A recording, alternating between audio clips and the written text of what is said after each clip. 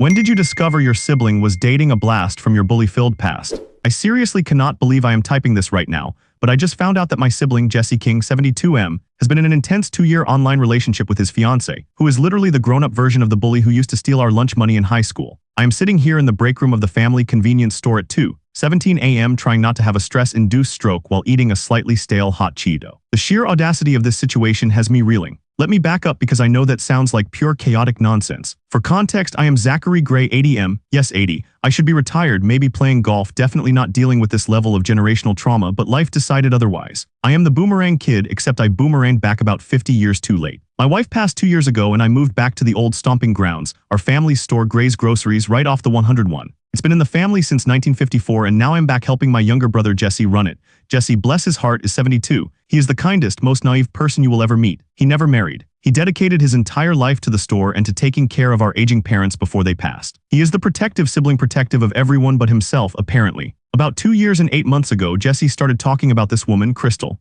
They met on some obscure dating site that looked like it was designed in 1998. He was smitten. He started spending hours in the back office, texting on his beat-up Samsung Galaxy, the battery always dying at 3%. He started getting Zelle requests for money for emergencies, a flat tire $200, vet bills for her Chihuahua $347, even one time for a security deposit on an apartment in Sacramento $1,247, which is way too cheap for Sac rent. Even I knew that. I tried to talk to him, I swear I did. I said, Jesse man, have you video called her? Does she have an Apple Watch you can track? This sounds fishy. He just got defensive. He'd say, Zachary, you're being dramatic. Crystal is real, she just lives far away and she's a private person. I know, red flag the size of Texas, but he was happy for the first time in decades. Past me was an idiot for not pressing harder, TBH. The financial strain was getting real. Our little store, Gray's Groceries, is struggling. We're competing with the new Costco down the road and our rent is ridiculous. Jess has been pulling $200 withdrawals every Tuesday at 11:47 a.m. from the business account. Not huge, but enough to make the numbers not math. We almost couldn't cover the $85 plumber charge last month when the toilet in the staff bathroom backed up.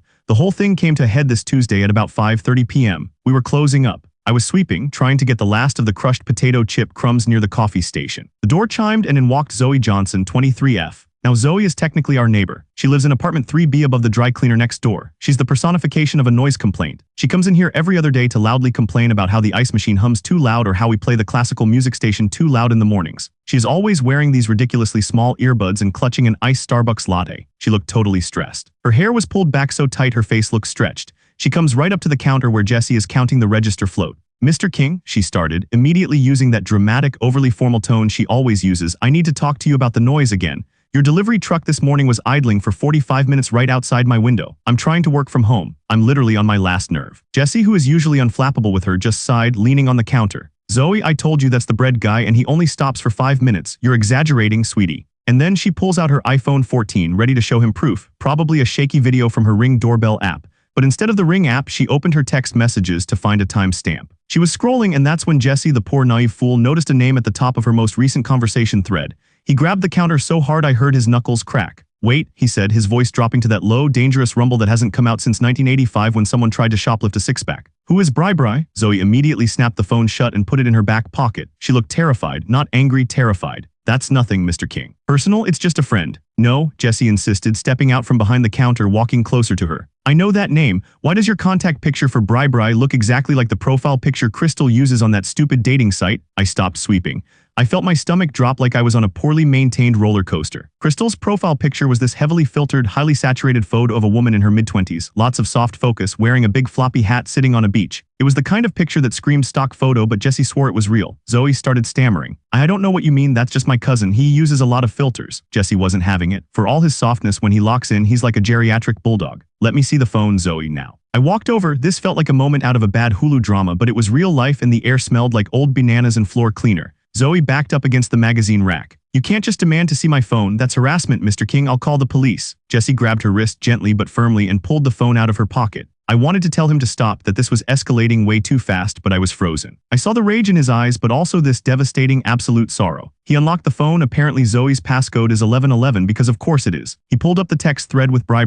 It was full of texts from earlier that day. Jesse scrolled down past a mundane conversation about what kind of Talenti gelato they should get, pistachio apparently, to the juicy stuff. Zoe texted, did you talk to him about the Zelle money? I told him it was urgent for the tuition. Bri responded, yeah lol, told him I needed $300 more for the books. Use the Crystal account. Zoe texted NGL, I feel kinda bad, he's so old and sweet. Bri responded, he's literally paying your $1,247 rent for App 3B right now. Don't get soft, remember the deal, get the money, split it. And BTW, stop complaining about the noise at the store. He's going to catch on if you're too intense. Zoe texted, I know, but he just asked me if my cousin Bri was the same guy in the dating profile picture. I think he's suspicious. Bri responded, chill, he's 72, he's too old to know about catfishing, just remember what I told you to say. Zoe texted, but the picture, why did you use that filtered picture of Brian? It looks nothing like me. Bri responded, because past me was an idiot. Brian is stupidly attractive, it worked. Just stick to the script, Crystal. Jesse looked up from the screen, his face white, absolutely devastatingly numb. His hands were shaking so bad he almost dropped the iPhone 14. Brian, Jesse whispered, Brian Johnson. I felt the blood drain from my head. Brian Johnson, 21M, holy crap, I remember Brian. He used to come in here when he was in high school and try to shoplift Slim Jims. He was always huge, loud, and definitely a bully. He used to torment the younger kids who worked here during the summers. He was the worst. And now he's 21 and apparently running a catfish operation with Zoe, who is just 2 years older. The bully grew up, but only technically. Now he's a grown-up scammer. Zoe was crying, messy, ugly crying. Mascara was running down her face. She was pleading, Mr. King, please, it's not what you think. It was Brian. He made me. We needed the money. Jesse didn't even look at her. He just handed the phone to me like it was too hot to hold. Zachary, Jesse said, his voice flat. Call the police. No, don't call the police. Call. He trailed off, his breathing shallow. He looked like he was about to collapse. I grabbed him, helping him lean against the counter. Jesse, breathe, man, breathe. I am here. I got this. I stared at the text thread again. The money, the sheer calculation, the cruelty of this scam targeting my sweet, lonely brother. They were pulling money from him, money that was supposed to keep Gray's groceries afloat. Where is he? Jesse rasped, his eyes locking onto Zoe.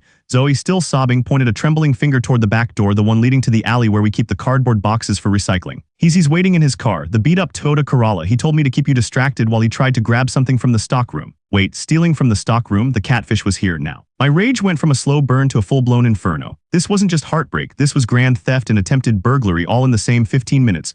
I looked down at the iPhone 14. I saw a group text notification pop up and I couldn't help myself. I tapped it. It was a group chat titled Gray's ATM. It had 3 participants, Zoe Johnson, 23F, Brian Johnson, 21M, and a third contact simply labeled Mom. My heart actually stalled in my chest. Their mother, I looked at Zoe, who had completely stopped crying, her eyes wide with fear. Who is Mom? She didn't answer. She just lunged for the phone, trying to snatch it back, but I held it high over my 80-year-old head. I'm tall still. Jesse, I yelled, not taking my eyes off the group chat. Get the baseball bat from under the register. Now, I scrolled up the chat. Mom had texted them an hour earlier. Did you talk to Mr. Gray about the supervised visitation agreement? We need to make sure Brian can see his kids. Supervised visitation, kids? I looked from the phone to Zoe to my devastated brother Jesse, who was now slowly pulling the wooden chipped Louisville Slugger from under the counter. I didn't understand. Why was the noise complainer, the bully turned catfish, and their mother talking about supervised visitation with us? I mean, I knew the Johnsons lived in town, but they had always been periphery trouble. What did our family business, Gray's Groceries, have to do with Brian Johnson's kids? And who were the kids? Then I remembered a conversation I had dismissed weeks ago. I was talking to Jesse, trying to figure out why we were losing so much money, and he mentioned having to deal with the Department of Children and Family Services. I had assumed it was some paperwork thing, but I hadn't pushed it. My mind raced, putting together the missing pieces that didn't seem related. The store was struggling. Jesse was dealing with a massive catfish scam. The catfish and the accomplice were siblings who lived nearby, and they were talking about supervised visitation rights with their mother involved. I saw the texts again. Did you talk to Mr. Gray about the supervised visitation agreement? Wait, I'm Zachary Gray. Jesse is Jesse King. Who is Mr. Gray? Unless my knees felt weak. I looked at the baseball bat in Jess's hand. I scrolled to the very first text from Mom in the chat, dated exactly 2 years 4 months ago, right around the time Jesse first started talking to Crystal. Mom texted, Zoe, you need to be nice to Mr. Gray when he comes in for his shift,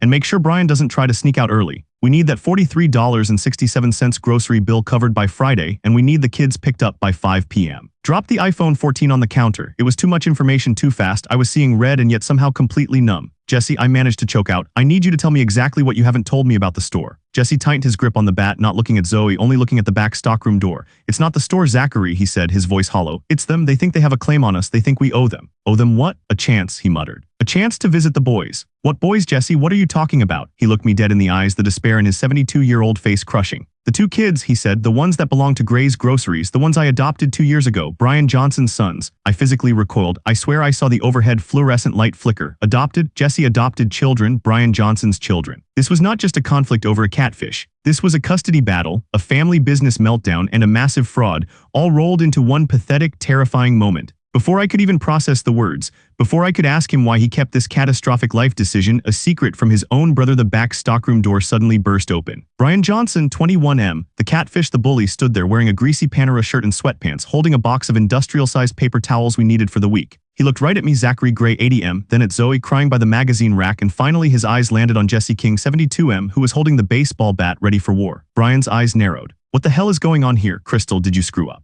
Jesse took a deep, shuddering breath. He adjusted his grip on the bat. "It's over, Brian," Jesse said, his voice surprisingly firm. "I know everything, and you are never seeing my sons again." Brian dropped the paper towels. They exploded all over the floor, covering the tile in white sheets. He looked absolutely livid. "Your sons?" Brian roared, taking a threatening step forward. "They are mine, you ancient predator. And I'm going to make sure the judge hears exactly what kind of senile fool you are before you try to steal them for good." He pulled out his phone, a cracked screen Samsung Galaxy, and screamed into it, "Mom, get down here now. The old man knows. The adoption thing is ruined. We need the lawyers." I just stood there, holding a catfisher's iPhone with damning evidence, watching my octogenarian brother face off against a 21-year-old bully who was trying to scam him out of rent money while also claiming custody of the secret children Jesse had adopted. And I realized the $1,247 rent money Jesse was paying wasn't for Crystal's apartment in Sacramento. It was for apartment 3B, right next door, where Zoe and Brian lived, right above the store, so they could easily access the place, keep tabs on the boys, and run their scam. This whole catfish operation was just an elaborate way to siphon money out of their kid's new guardian, my brother, who was trying to protect them from people like this.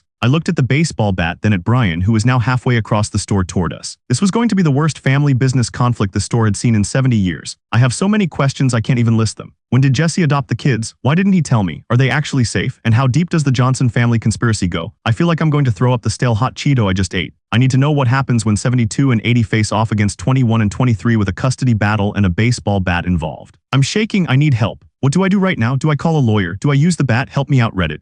I'm literally staring down the barrel of a family business conflict, catfish, and a custody nightmare, and I'm 80 years old. To be continued because I hear a door slam from the apartment above and I think Mom is arriving. Wish me luck. I'm done, just done. I swear the air conditioning in Gray's Groceries died the second Brian dropped those paper towels. Or maybe it was just my blood boiling, I don't know, but it got hot fast. Brian was still screaming into his phone about lawyers and the adoption being ruined, and the door chimed, that stupid tinny chime we've had since 1988, and in she walked. It was Mom. Her name is Carol Johnson. She's about 50, maybe 55, and she looks exactly like a woman who runs a highly complicated, multi-generational fraud scheme involving her adult children and a custody battle over her grandkids. She was wearing Lululemon leggings that were maybe 2 sizes too small and carrying a Starbucks refillable cup. She looked harried, but also extremely determined. She took one look at the scene, me 80, holding Brian's incriminating iPhone, Zoe crying by the racks, Jesse 72 holding the Louisville Slugger like he was about to hit a grand slam, and Brian yelling obscenities about geriatric theft, and she immediately went into defense mode. "Brian, quiet down," Carol hissed, rushing over to him. She didn't even acknowledge me or Jesse. "I told you to wait in the car. You are not supposed to be inside the premises right now. It violates the current stipulation." The current stipulation. Hold up, legal jargon. Jesse hadn't just adopted them, they were clearly already knee-deep in court agreements. Jesse lowered the bat slightly but didn't drop it. He looked totally wrecked, but the fire was still there. "You knew about this, Carol," Jesse said, his voice flat and dead. "The whole time, the catfishing, the money." Carol finally looked at Jesse. Her expression changed instantly from frantic mother to cold, calculated villain. "Of course I knew," she scoffed. "Do you think my 21-year-old son can come up with a brilliant scam like that on his own? We were running out of options, Jesse. You stole my grandchildren, and then you had the audacity to turn around and pretend you were a lonely old woman online to keep siphoning money from you so they could pay for their apartment. The $1,247 a month is the bare minimum you owe us for the heartache you caused." Wait, she just twisted the narrative so fast I got whiplash. "He stole them, he owed them. We were trying to get visitation rights through the legal system," Carol continued, gesturing wildly, "but you made it impossible. You put up every legal barrier. DCFS loves you because you run a stable family business, and they think Brian is unfit because he was arrested for a DUI 3 years ago. So we had to improvise. We needed money to fight you. We needed to keep tabs on the boys. Zoe was the lookout, playing the noise complainer so she could be here every day and watch. Brian was Crystal because frankly, Jesse, you are a vulnerable target and you fell for it, you pathetic fool." That word pathetic hit Jesse harder than anything Brian could have yelled. Jess's grip loosened on the bat. I stepped forward. I am 80 years old, but I still have a temper. "You listen to me, Carol," I spat, holding up the phone with the group chat still visible. "You just admitted to conspiracy to commit fraud and theft, all on record, and this phone holds 2 years of proof. We are calling the police, right now." Carol didn't even flinch. She just pulled out her own phone, a much newer, better model than Jesse's beat-up Samsung, and tapped the screen. "You can call the police, Zachary, but they won't charge us with fraud," she said, a truly chilling smile spreading across her face. "Because those payments weren't for Crystal's tuition. They were court-mandated temporary support payments. Didn't Jesse tell you everything?" I looked at Jesse. His face was pure devastation.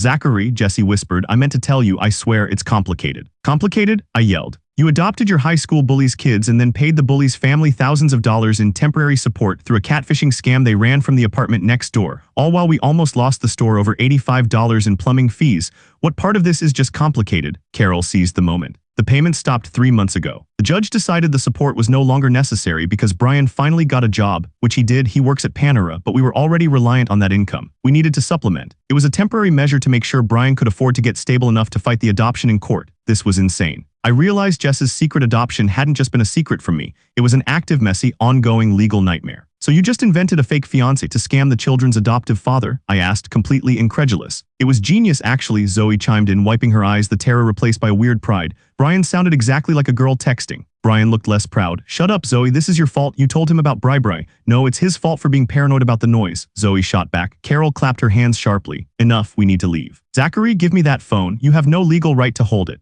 Actually, I said, my brain surprisingly sharp for an 80-year-old facing down a 3-person crime syndicate. I am holding evidence of coercion and extortion. And you just admitted that Brian and Zoe were only using the noise complaint visits and the delivery truck idling complaints as a cover to monitor Jesse and the store. I'm sure the judge who granted the adoption would be very interested to hear that you are actively violating restraining orders and monitoring the adoptive family. Because of course there were restraining orders. You don't adopt 2 kids from a parent like Brian without needing restraining orders. Jesse finally moved. He put the bat down gently, leaning it against the counter. He looked at Carol and then at Brian and then at Zoe. You don't get it, Jesse said, his voice regaining its strength, fueled by the sheer depth of their betrayal. I would have given you the money if you had just asked. I would have helped Brian get a better job or given Zoe a discount on groceries. But you did this. You made me look like an absolute fool and you made the boys think I was dealing with a fiancé who was going to take their grandpa away. The emotional damage you did to me is bad enough, but what you did to those kids is unforgivable. Carol's face finally cracked, just a little. You keep the phone, Zachary, Carol said, grabbing Brian and Zoe by the arms and dragging them toward the door. We will be hearing from my lawyer first thing in the morning. Prepare for the fight of your life, Jesse King. You think you know trouble? This is nothing. You just wait.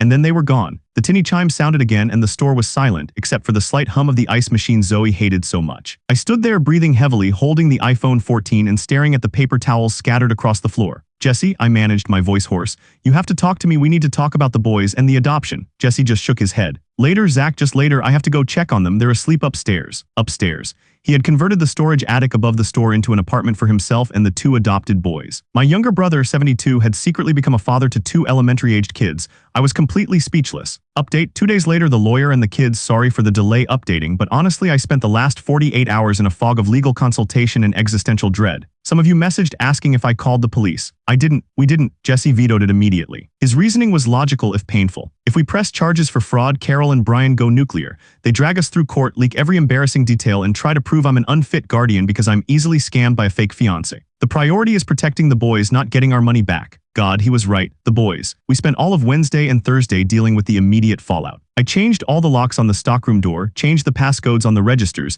and changed the name on the store account from Gray's Groceries to Gray King Family Assets just to confuse them if they tried to subpoena our bank info. I am not a lawyer, but I figured it couldn't hurt. The store felt toxic. Every time the door chimed, I jumped. Jesse finally told me everything, sitting in the dusty office while I took notes on a yellow legal pad like some kind of ancient private investigator. Turns out, Brian Johnson's ex-girlfriend, not Zoe, a different one, abandoned their 2 sons, Leo 8 and Finn 6, 2 years ago. Brian was struggling massively, getting into trouble, losing jobs like that Panera one he supposedly had, and his mother, Carol, was constantly enabling him. DCFS got involved after a severe neglect incident. Jesse had known Brian's family for decades, just from the periphery of the neighborhood. When DCFS was looking for a stable, kinship-like placement, they were running out of options. Jesse stepped up. He offered to take the boys under a temporary guardianship agreement. He had always wanted kids. He dedicated 2 years to proving his stability and fitness. The final adoption decree came through just 6 months ago, making Leo and Finn officially King Grays. They hyphenated the names, which I thought was sweet, TBH. Why didn't you tell me, Jesse? I asked him, my voice cracking a little. Because you had just lost a leaner, Zachary, he said, looking down at his hands. You were dealing with your grief. You were moving back home. I thought this whole adoption thing was going to be easy, like a clean break from Brian. If you had known, you would have worried, and I didn't want to burden you. And honestly, I was afraid you'd tell me I was too old.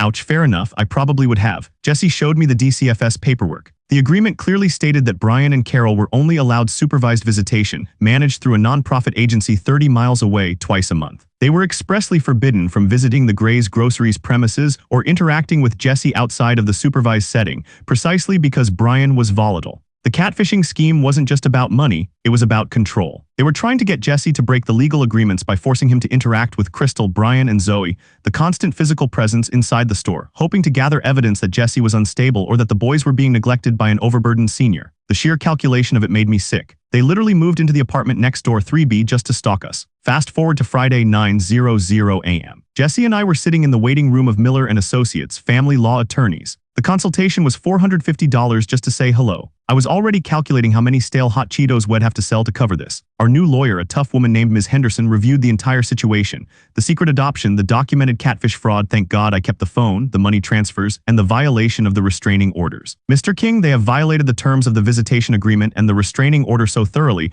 we should be able to get their visitation rights completely terminated, Ms. Henderson stated calmly. The issue is that they have already filed a motion to appeal the final adoption. Brian is claiming you used undue influence and financial coercion to steal his children. Undue influence? Jesse sputtered. I was paying the electric bill for their apartment so the boys would have a stable place to sleep before I took them in. Doesn't matter, Ms. Henderson said. They are attempting to muddy the waters. They filed an emergency motion this morning, which is why Carol was so confident. They are asking for an immediate hearing to review the safety of the children, citing financial instability and caregiver neglect on your part. This is where the catfishing really bites us. Ms. Henderson pointed to the bank statements Jesse had brought, showing the $200 weekly Zelle payments to Crystal for 2 years. They will argue that these payments prove you were financially unstable, that you were recklessly spending the store's money on a girlfriend, which shows poor judgment regarding the children's financial security, she explained. And they will use the fact that you adopted these boys in secret without informing your closest family, Mr. Gray, to suggest you are secretive and prone to poor, rash decisions. I felt my heart sink. They were using Jess's kindness and secrecy against him. So what do? I asked. We go on the offensive, Ms. Henderson said, leaning forward. Mr. Gray, you are now our primary witness. We use this iPhone 14, we document the texts. We subpoena the utility bills for apartment 3B to prove they were living next door watching you. We file an immediate motion for a protective order and we request an emergency supervised visitation hearing to review their behavior, not yours. She paused. But there's something else, Mr. Gray, you have to move out of the store. What? I exclaimed. The Johnson family lives next door. In 3B, they see you as an extension of the Gray King instability. To protect the children's stability, the court needs to see a clear physical separation from the aggressors. If you, the uncle, move out of the store residence and into a separate, clean apartment, we demonstrate that Jesse has a focused, stable environment for the boys, removed from the immediate conflict with the neighbors. It removes any potential argument that the children are constantly exposed to family feuding on the premises. I looked at Jesse. He looked devastated. I had only been back 2 years, but moving back into Gray's Groceries was supposed to be my safe harbor after losing a leaner. Now I had to leave. Fine, I said immediately. I'll move, I'll get an apartment tomorrow, whatever it takes. Jesse looked at me, gratitude and sadness fighting on his face. Zachary, you don't have to. Yes, I do, Jesse, I insisted. We're in this together, always have been. This isn't just your custody battle anymore. This is a Gray's Groceries war. A week went by where I literally didn't sleep. Logistical hell. I am typing this from a folding chair in my new apartment, which is, as promised, a shoebox in a semi-decent complex about 15 minutes away from the store. It smells faintly of desperation and industrial cleaner. It cost me $1,800 a month. Goodbye, retirement fund. Hello, existential anxiety. The move itself was horrendous. Trying to pack up 80 years of latent possessions while running the store and dealing with the Johnson family drama was a nightmare. By Tuesday, I was officially out. The biggest relief was that I was physically removed from Zoe Johnson's proximity. Since the showdown, she hadn't come into the store. Carol had sent a truly vicious text to Jesse's phone, threatening to sue him for emotional distress and property theft, the iPhone 14, which I still possessed. Jesse just forwarded it to Ms. Henderson, who told him to block them all immediately. The boys, Leo and Finn, are amazing. Jesse introduced me properly. I had only seen them in passing before, thinking they were just employees' kids or something. Leo, the 8-year-old, is super observant and into Legos. Finn, 6, is a whirlwind of pure energy and sticky hands. They call Jesse Papa King. I spent my first official non-store shift with them at Jess's apartment above the store. We built a truly epic spaceship out of mismatched blocks and ate ice cream plenty pistachio, of course, because that was in the Catfishers text thread, and I needed to reclaim that flavor. I talked to Leo a little about his birth parents. He was clearly guarded, but he said, Grandma Carol and Brian are always mad. Papa King is quiet and gives us graham crackers. That summed up the entire situation, TBH. The stress, however, was massive. I couldn't focus on the store finances. My best friend, Sam, 82M, called me and I broke down crying about the sheer injustice of it all. Sam, who is a retired plumber, just yelled into the phone, I am driving down there right now and I am going to install a second, noisier ice machine just to annoy Zoe Johnson. I told him absolutely not. I realized I'd been ignoring red flags for months. Not just about Crystal, but about Jesse's stress levels, the missing money, the way he would suddenly shut down when talking about his personal life. My own grief over Leaner had blinded me to what my brother was dealing with. I felt like a terrible older brother. 3 days after that, the shoe dropped. We received the court date, an emergency hearing regarding the Johnsons' request for immediate review of safety, scheduled for the following Monday. Ms. Henderson said we had exactly 5 days to prepare, focusing entirely on Brian and Carol's massive breach of trust. Then came the really messy part, the financial reality. Jesse pulled me aside in the store's newly secured break room. Zachary, I have to tell you, he started, twisting his hands. The money, it's bad. I covered the $1,247 rent for 3B for 5 months in addition to the weekly Zelle payments. And Ms. Henderson's retainer already cleaned out our reserve. How bad, Jesse? He swallowed hard. I took out a second mortgage on the store. It was the only way to cover the adoption fees and the initial legal skirmishes with Brian 2 years ago. We are underwater. If we don't start making profit or if we have to pay Ms. Henderson for a full-blown custody trial, we lose Gray's Groceries. It's either the kids or the store. My heart hammered against my ribs. 70 years of family history, gone because of Brian Johnson and a ridiculous catfish scam. We have to win this hearing, Jesse, I said, my voice shaking. We need to terminate their visitation so they can't cause any more trouble, and we need to countersue for the fraud and the breach of contract to get some of the money back to pay off that mortgage. Ms. Henderson says countersuing for the money will only escalate the custody fight, Zach, Jesse sighed. They will bring in character witnesses, they will scrutinize your past, my past everything. We have to decide, do we secure the safety of the boys or do we secure the future of the store? I looked at my 72-year-old brother who is now a full-time single father. There was no choice, TBH. The boys, Jesse, I said firmly. The store is just bricks and canned soup. We can always open another business. We cannot risk losing those kids back to that mess. This morning, the day before the hearing, the betrayal, I was staying at my shoebox apartment trying to organize my witness statements. I had 6 pages detailing the text messages, the timing, and Zoe's constant harassment. I was stressing out, pacing in my tiny kitchen when my old Samsung Galaxy buzzed. It was a text from an unknown number. It was a picture. The picture was a screenshot of an email, clearly from Ms. Henderson's firm. It was an internal memo detailing our entire strategy for the emergency hearing, including our plan to use the iPhone 14 as evidence and file for termination of visitation rights based on the restraining order violations. Under the picture, the unknown number simply texted, "We know your plan, Zachary. Tell Jesse to back down. We can make a deal." My stomach dropped like a stone. They had hacked our lawyer, or worse, someone at the firm was leaking information. I immediately called Ms. Henderson. She was professional but alarmed. "Mr. Gray, that is a highly secure document. I need you to forward that text to me immediately. This is professional misconduct at best and could be a breach of privilege," she said. I forwarded it, shaking. Then I looked closer at the original text. The phone was a burner, but I noticed something in the background of the screenshot. It was a faint reflection in a computer monitor, the distinct glow of a specific brand of low-fat yogurt we only sell at Gray's Groceries. I realized it wasn't the lawyer. It was someone inside the store. I drove back to Gray's Groceries, furious and terrified. I burst into the back office where Jesse was doing inventory. "Jesse, someone is leaking information. Look at this." I slammed my phone on the desk. Jesse looked at the text. His face went pale. "The yogurt, that's the Chobani brand. We just got a shipment yesterday." "Exactly. Who was in here yesterday that we didn't suspect? Who would do this?" We ran through the list of part-time employees. Cindy, the high school kid, too scared. Carl, the retired teacher, too honest. Then Jesse remembered something. "Brian showed up yesterday morning," Jesse confessed, his voice low. "Right after you left. He came in through the front door wearing his Panera shirt and he wasn't yelling, he was quiet. He just asked to use the restroom, saying he was desperate. The restroom is in the back hall right next to this office, Jesse," I exploded. "He must have planted a listening device or a hidden camera." We frantically searched the small office. We checked under the desk, behind the files, in the break room, nothing. Then Jesse pointed to the ceiling tiles. "The ductwork. It connects directly to apartment 3B. We couldn't physically rip apart the ceiling before the hearing. We were out of options and they knew our entire strategy. They're going to use the store's financial instability against us, Zach," Jesse realized. "We were relying on the fraud evidence to terminate visitation, but if they preempt that and pivot to the store's poor state, the second mortgage, the low profits, they can argue I'm too irresponsible to handle the children's finances." I sat down hard on the old office chair. This was bad. We had to change the narrative. We needed a new angle for the hearing tomorrow. "We need a distraction, Jesse," I said, rubbing my temples. "We need to prove that their priority is scamming, not safety." The supervised visitation revelation, the hearing Monday morning, County Courthouse, 9:00 a.m. I was wearing the only suit I owned that still fit, which felt tighter than my own skin. Jesse was pale but calm, holding Ms. Henderson's arm. Brian was there, looking surprisingly clean and wearing a borrowed sports coat. Carol was beside him, glaring daggers. Zoe was conspicuously absent, which Ms. Henderson noted immediately. "She's avoiding being served with a witness subpoena," the lawyer whispered to me. The hearing was messy. Brian's lawyer, a nervous man who clearly knew he was working for a dumpster fire, spent the first hour focusing on the store's second mortgage,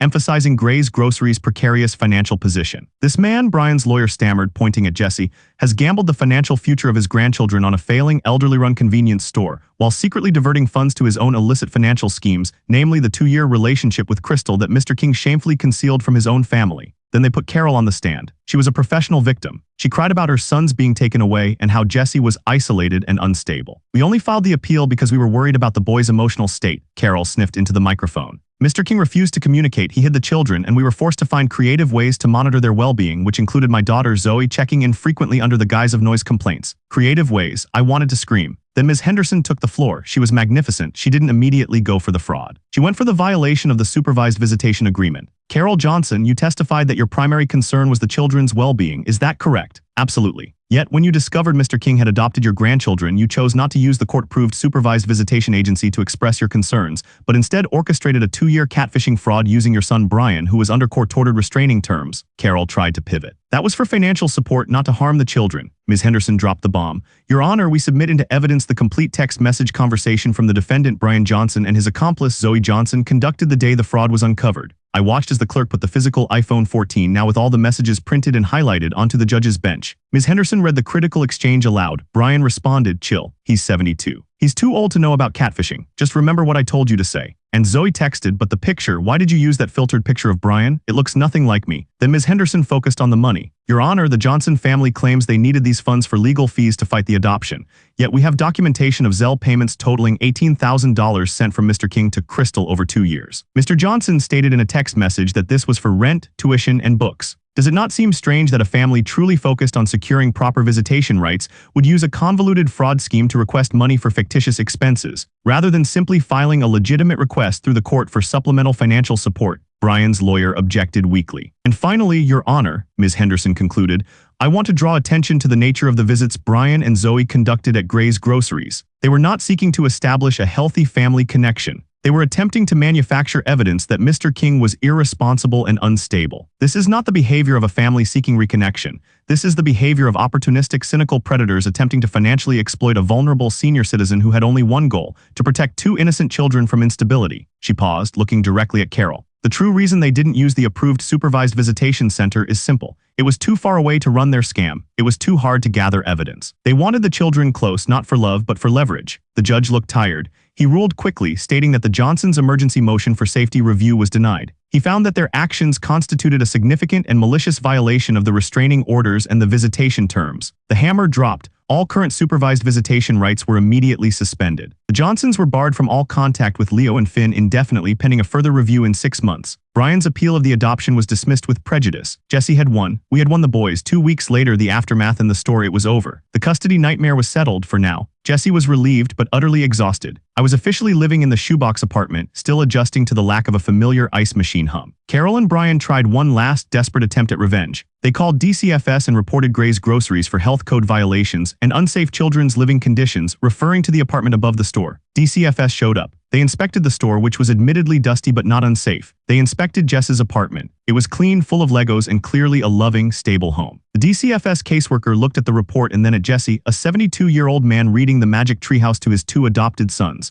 She threw the complaint form in the trash. However, the financial problems were real. The lawyer fees, the second mortgage, the missed opportunities to modernize the store, it all piled up. We were officially broke. Jesse and I sat down last Thursday night crunching numbers. "We have to sell the store, Zach," Jesse said finally. He was crying just a little. "We can't afford the mortgage payments, not with the lawyer's bill still outstanding. We lost. We saved the boys, but we lost Gray's Groceries. It hurt. It was the end of a 70-year legacy. We sell it," I agreed, trying to sound resolute. "But we sell it with a plan. The resolution approach, supervised visitation, store addition. I did something I never would have done before. I realized that my own return home wasn't just about grieving. It was about finally being there for Jesse for the first time in 50 years. We decided to sell Gray's Groceries to a massive local competitor, the 7-Eleven down the street, for just enough money to clear the second mortgage and pay off Ms. Henderson. We couldn't afford to keep it, but we needed to secure Jess's future with the boys. But here's the twist: the store, the building itself, was actually owned by a separate trust that my father set up. We sold the business assets and the inventory to 7-Eleven, who wanted to renovate and turn it into a modern, brightly lit convenience store using the prime location.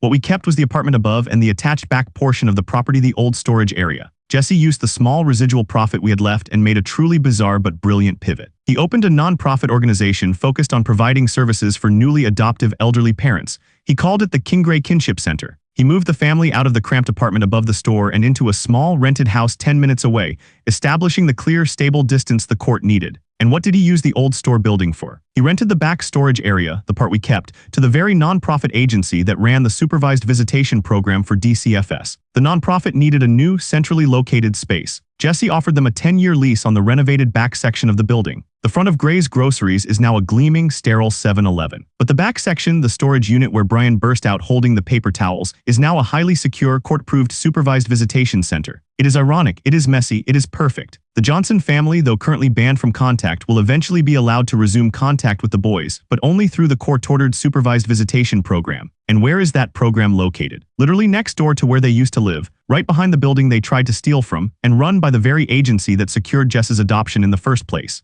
If Brian and Carol ever get their rights reinstated, they will have to sit in the same building they used to stake out, undergoing supervised visits, while smelling the fresh coffee and donuts from the 7-Eleven that used to be Gray's Groceries. I am still in the shoebox apartment, but I am helping Jesse run the financials for the Kinship Center. It gives me purpose. It gives Jesse stability. I still have bad days where I think about the $18,000 lost to Crystal and the years of lies. I still feel guilty for not asking Jesse the hard questions sooner, but yesterday I was at Jess's rented house. Leo, the 8-year-old, came running up to me with a crayon picture of a man holding a baseball bat, guarding a store, with 2 little stick figures labeled me and Finn hiding behind him. He looked up at me and said, "Thanks for helping Papa King." I realized I'm not just the grumpy, retired older brother anymore. I'm an actual, active part of a family. I'm eating microwaved ramen every day and my credit score took a hit, but I'm sleeping peacefully for the first time in years. I learned that sometimes the only way to save the family business is to let the business die so the family can thrive. And sometimes the only way to handle a generational bully and a catfish scheme is not with a baseball bat but with a highly specific, court-mandated resolution.